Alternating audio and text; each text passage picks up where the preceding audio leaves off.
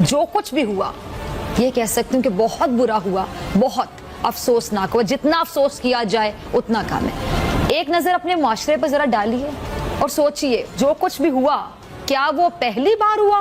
क्या वो first time था? Terrorist shot dead by unknown gunmen. Now terrorist Hamza Burhan sustains a multiple gunshot wound. Sources now confirm to Republic that Hamza Burhan's death.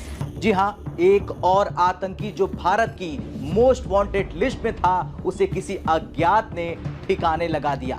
जी हाँ, पुलवामा का वो चेहरा जिसने कश्मीर के युवाओं को बंदूक थामने का सपना देखा था, आज वो खुद अपनी मौत की नींद सो चुका है। प्रतिबंधित आतंकी संगठन अल बद्र का ऑपरेशनल कमांडर अर्जमंद गुलजार और बुरहान हमजा मारा गया है। आखिर कौन है ये अननोन गनमैन जो पाकिस्तान के अंदर घुसकर भारत के दुश्मनों को चुन चुन कर ठोक रहा है? The man who is behind all this thing is मेरी असेसमेंट में दोवल साहब है। पिछले 77 सालों से इंडिया पाकिस्तान के मसले हैं ना। फॉर्मर जो कश्मीरी मुजाहिदीन थे जिन्होंने जहाद कश्मीर में हिस्सा लिया, उनको टारगेट किया गया। चैलेंज लगातार उभरता आ रहा है और पाकिस्तान के सामने इस चैलेंज का कोई जवाब नहीं है। कहीं से आता है, जो इसको करना होता है, किसी को मारना है, किसी के साथ कुछ करना है करके चला जाता है और उसके बाद ये पकड़ में भी नहीं आता। जब पाकिस्तान ने भारत के आगे लेटने का फैसला किया तो भारत की जाहिर कुछ डिमांड्स होंगी। भारत को 20 से 24 बंदे मारने दिए गए,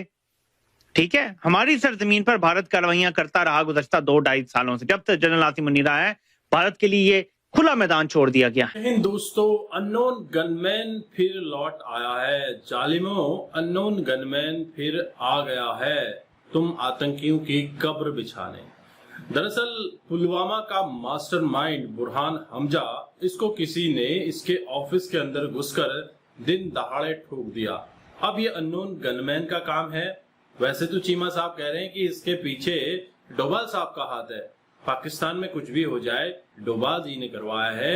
या फिर पाकिस्तान में कोई बच्चा जोर से रोता है, किसी के पेट में दर्द हो जाता है, कहीं कुछ छोटा मोटा अटैक हो जाता है, तो उस पर ये कहते हैं पूरे पाकिस्तानी रा का हाथ है, रा ने करवाया है। अब तो कई पाकिस्तानी ये कहने लगे हैं कि पूरे पाकिस्तान पर रा ने कब्जा कर लिया है। अज्ञातों ने एक बार फिर से कहर बरपाया है और भारत के एक दुश्मन को जहन्नुम पहुंचाया है। जी हां, बुरहान हमजा को 72 हूरों के पास अज्ञातों ने पहुंचा दिया है। पीओके में बुरहान हमजा को मार गिराया गया है। यह वही बुरहान हमजा है जो भारत के लिए नासूर बन गया था, जो भारत को जख्म दे चुका था और भारत की सुरक्षा एजेंसियों के निशाने पर लंबे वक्त से था। और अब अज्ञातों ने उसका काम तमाम कर दिया है। भारत को कुछ करने की जरूरत ही नहीं पड़ी है। बुरहान हमजा ने पाकिस्तान में इस तरीके से अपनी पकड़ मजबूत की और भारत के खिलाफ वो साजिशें रचना लगा। और पुलवामा का जब हमला हुआ था तो उसमें ये भी एक मास्टरमाइंड था, क्योंकि इसे पुलवामा के आसपास की जगह अच्छे से पता थी, क्योंकि वहीं का ये मूल निवासी था और पुलवामा आतंकी हमले में इसका बड़ा योगदान था। इसीलिए ये भारत की सुरक्षा एजेंसियों के नजर में था, टारगेट पर था। 14 फरवरी 2019 की वो मनहूस तारीख जब पुलवामा में सैनिकों के काफिले पर आतंकी हमला होता है, भारत अपने 40 वीर जवान खो देता है। वो दुख की घड़ी जो आई थी वो ऐसे ही आतंकी बुरहान हमजा की वजह से आए थे। भारत ने उसके बाद स्ट्राइक की, पाकिस्तान में घुसकर तबाही मचाई, पाकिस्तान के आतंकियों को जहन्नुम पहुंचाया। लेकिन पुलवामा हमले की साजिश रचने वाले बच रहे थे। लेकिन अब उनमें से एक मास्टरमाइंड बुरहान हमजा 72 हूरों के पास पहुंचा दिया गया है और ये काम अज्ञातों ने किया है। जब पाकिस्तान ने भारत के आगे लेटने का फैसला किया तो भारत की जाहिर कुछ डिमांड्स होंगी। भारत को 20 से 24 बंदे मारने दिए गए, ठीक है। हमारी सरजमीन पर भारत कार्रवाइयां करता रहा गुज़श्ता 2-2.5 सालों से। जब तक जनरल आसिम मुनीर आया है, भारत के लिए ये खुला मैदान छोड़ दिया गया है। और उसके बाद अब दोबारा से यह सिलसिला शुरू हो गया है, सो कॉल्ड जंग के बाद, सीज़फायर के बाद। यानी अब दोबारा से पाकिस्तान के अंदर जितने भारत को मतलूब टारगेट हैं उनको दोबारा से मारे जाने का सिलसिला शुरू होने जा रहा है। वो फिर खालिस्तान मूवमेंट से रिलेटेड लोग हों या फिर वो कश्मीर से रिलेटेड लोग हों, उनको अब मारा जाएगा। मोदी जी ने पाकिस्तान को उन्हीं की भाषा में जवाब देना शुरू कर दिया जो भाषा इनको समझ आती है।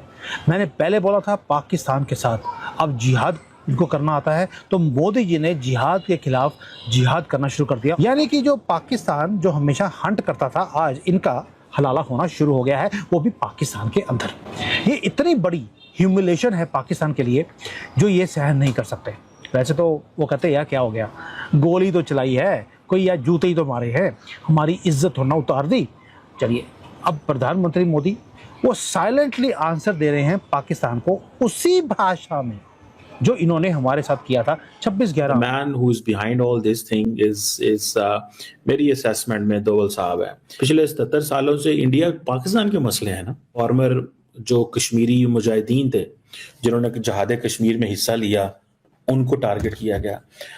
फिर क्या नाम था उसका यार, वो जो लश्कर तैयबा का है, उसके चीफ के घर के बाहर जो धमाका हुआ, whose is interest is it to target Hafiz Saeed? There's a question na? For any target there must be someone who is a beneficiary. उसका कौन बेनिफिशियरी हो सकता है? चाइना तो बेनिफिशियरी नहीं है, ना मालदीव्स बेनिफिशियरी है, ना अफगानिस्तान बेनिफिशियरी है। लश्कर तैयबा का हाफिज सईद से तो कोई प्रॉब्लम नहीं, लश्कर तैयबा का तो सारी बात है इंडिया से प्रॉब्लम रहा है। इंडिया वो पोजीशन लेता है जो थॉरो होती है, लंबी होती है, लॉन्ग टर्म होती है। पाकिस्तान जिन्होंने पिछले 30-40 साल से टेरर को फंड किया अक्रॉस द बॉर्डर, और आज उनके घर में वो टेरर वापस पहुंच रहा है, वो भी इनके अपने बैकयार्ड में। यानी कि पिछवाड़े में इनके एक बंदूक डाल दी गई है और गोलियां ट्रिगर दबा के बंद ही नहीं की जा रही। दोस्तों, हिस्ट्री लिटरली रीराइट हो रही है हमारी आंखों के सामने। डिजास्टर है पाकिस्तान के लिए, क्योंकि उनके पास अब रास्ता नहीं है बाहर निकलने का। ये अनप्रेसिडेंटेड अटैक है। उसे डिजिटल कट्टरपंथ का मास्टर माना जाता था और फिर सोशल मीडिया के जरिए वो दक्षिणी कश्मीर के मासूम युवाओं को बरगलाता रहता था, उन्हें हथियार उठाने के लिए उकसाता था। भारत सरकार ने उसकी खतरनाक गतिविधियों को देखते हुए साल 2022 में उसे आतंकवादी घोषित कर दिया था। वो सिर्फ भर्ती ही नहीं बल्कि हथियारों की फंडिंग और सीमा पार से घुसपैठ का मास्टरमाइंड भी था। लेकिन दोस्तों, सबसे बड़ा सवाल तो यह है कि उसे आखिर किसने मारा। देखिए, पाकिस्तान की खुफिया एजेंसी ISI और वहां की पुलिस हैरान है। पिछले कुछ महीनों में या यूं कहें पिछले कुछ सालों से पाकिस्तान में एक ही पैटर्न दिख रहा है। भारत का जो भी मोस्ट वांटेड आतंकी वहां पनाह लिए बैठा है, उसे अज्ञात हमलावर निशाना बना रहे हैं। कभी बाजार में, कभी घर के बाहर, तो कभी नमाज के वक्त। और बुरहान के मारे जाने की खबर ने पाकिस्तान में छिपे बाकी आतंकियों की नींद उड़ा दी है।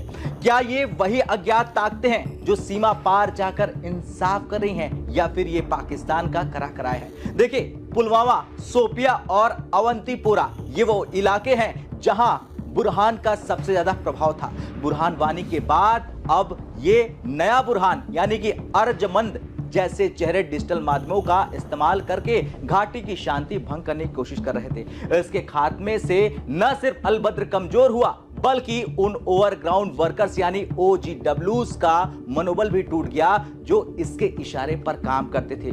कश्मीर अब बदल रहा है और इस बदलाव में अर्जमंद जैसे कांटों का निकलना बेहद जरूरी है। दोस्तों, बुरहान हमजा अल बदर एक आतंकी संगठन है। इस ग्रुप का ऑपरेशनल कमांडर था, जिसका मेन मकसद था कश्मीर के अंदर युवाओं के हाथों में बंदूकें थमाना, आजादी आजादी करके लड़ाई लड़ना और भारत के अंदर कलह पैदा करना। लेकिन आज आप देखिए क्या स्थिति पैदा हो गई है।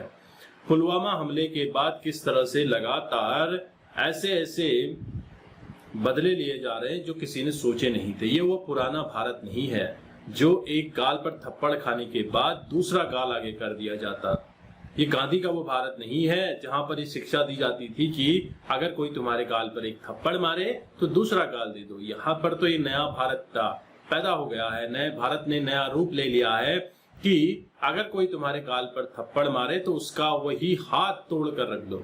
दोस्तों, ऐसा ही कुछ इस समय पर हो रहा है। जो भारत के खिलाफ काम कर रहे आतंकी थे, भारत के खिलाफ साजिश करता थे, उन लोगों का कहीं न कहीं कोई न कोई अननोन हिसाब किताब कर रहा है और अकाउंट टैली हो रहे हैं। दोस्तों, आप देखिए किस तरह से लगातार पाकिस्तान के अंदर रह रहे उन आतंकियों की शामत आ चुकी है जो भारत के लिए कभी किसी न किसी तरह का थ्रेट बना हुआ था।